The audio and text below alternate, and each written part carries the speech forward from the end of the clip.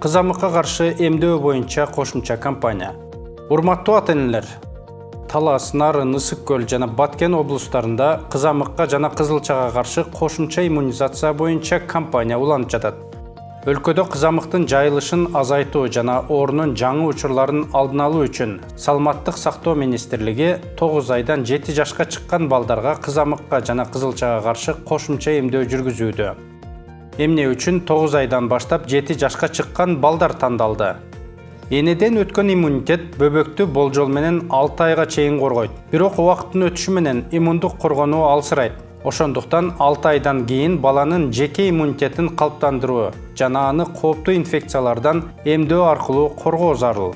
Республикада кызамыкка кабылган балдардын санын талдап көрсөк, бул ооруга чалдыккандардын 84%-ын 7 жашка чейинки балдар түзөөрү анык. Эмдөө үй-бүлөлүк медицина борборлорунда, үй-бүлөлүк дарыгерлер топторунда жана фельдшердик акушердик пункттарда, ошондой эле мобилдик топтор аркылуу акысыз жүргүзүлүүдө.